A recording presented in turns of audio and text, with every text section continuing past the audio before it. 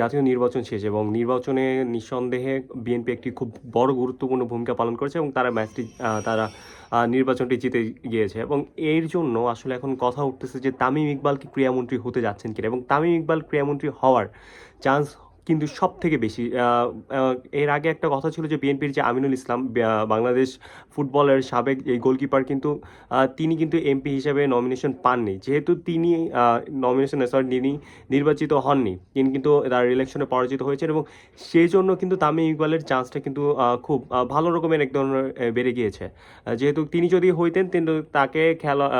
প্রতিমন্ত্রী হিসেবে কিন্তু দেখা যেতে পারতো ক্রীড়া মন্ত্রণালয়, কিন্তু যেহেতু তিনি হনই সেহেতু তামিম ইকবালের ব্যাপারে কিন্তু অনেকেই পজিটিভ, বিশেষ করে বিএনপির মির্জা ফখরুল ইসলাম বলেন, ইশরাক হোসেনের সাথে কিন্তু তিনি যথেষ্ট ক্লোজ এবং সেই ক্ষেত্রে দৌড়ে সব থেকে বেশি এখন পর্যন্ত এগিয়ে, এখন যেই সিচুয়েশন সব থেকে বেশি এগিয়ে আছেন তামিম ইকবাল এবং এটা হওয়াটা কিন্তু স্বাভাবিক। এবং তামিম ইকবাল যদি ক্রীড়ামন্ত্রী হয় কেমন হবে তিনি বিসিবি হিসেবে, বিসিবির ক্ষেত্রে তার ভূমিকা কেমন থাকবে, ইভেন ওভারঅল যত ক্রিকেট বলি অন্যান্য খেলাধুলা বলি সেক্ষেত্রে তার ভূমিকা কেমন হবে। সেক্ষেত্রে যদি আমি বলতে যাই আমার মর্সনের মতে এটা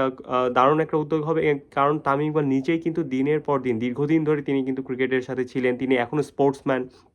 তার মধ্যে স্পোর্টসম্যানশিপ আছে। আপনারা দেখতে পারবেন গতবারে যে যুব যারা ওয়ার্ল্ড কাপে গিয়েছিল তাদের কিন্তু সবাইকে ব্যাট এবং বলের আশ্বাস দিয়েছেন এবং খেলোয়াড়দের যে কোনো সমস্যা হলে কিন্তু সব থেকে বেশি কিন্তু সুযোগ সুবিধা দেয় কিন্তু তামিম ইকবাল। ইভেন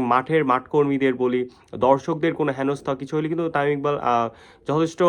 রেসপন্সিবল ভূমিকা পালন করেন এবং তামিম ইকবাল নট অনলি মাঠের, তিনি কিন্তু অ্যাজ এ হিউম্যান বিং তিনি কিন্তু যথেষ্ট এত মানুষের হার্টের বাইপাস সার্জারি করার টাকা দিয়েছেন, নিজের সামর্থ্য নিজের টাকা দিয়ে মানুষকে সেবা করেছেন, সেই দিক থেকে কিন্তু মানে বলা শেষ করা যাবে না। হ্যাঁ, তো দেখতে পারতেন হয়তো আপনি একটা বিএনপি ট্যাগ লাগায় বা কোনো একটা রাজনৈতিক দলের ট্যাগ লাগায় তাকে খারাপ বলতেছেন বা বিসিবির মধ্যে এক পক্ষপাতিত্ব এরকম বলতেছেন, কিন্তু তামিম ইকবাল অ্যাকচুয়ালি কিন্তু ক্রিকেটটা বুঝে। আপনি যাই বলেন ভ্লাদিমির পুতিন দেখেন আর রাশিয়ার আপনার চীনের প্রেসিডেন্ট দেখেন, তারা 25-27 বছর ধরে কিন্তু ক্ষমতায় আছে এবং দেশকে কিন্তু কন্টিনিউয়াসলি তারা উন্নয়নের দিকে নিয়ে যাচ্ছেন। হ্যাঁ, আপনি তাদের স্বৈরাচার বলতে পারেন বা তাদের অনেক কিছু বলতে পারেন, কিন্তু তারা দেশের উপকার করতেছে। তেমনি তামিম ইকবালকে আপনি যাই বলেন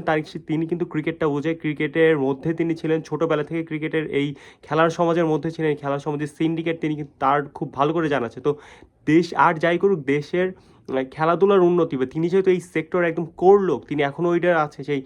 বিগত 20-30 বছর ধরে তিনি এটাই তার ধ্যান পেশা, তিনি অন্য কোনো সাবজেক্টের লোক না। সেহেতু আমার মনে হয় খুব দারুণ একটা ডিসিশন হবে যদি তামিম ইকবাল বাংলাদেশের ক্রীড়ামন্ত্রী হয়। আপনার কি মতামত প্লিজ ডু কমেন্টস, এবং তামিম ইকবাল ক্রীড়ামন্ত্রী হলে কি সাকিব আল হাসান কি বাংলাদেশ ক্রিকেটে ফিরবে, আপনার কি মনে হয়?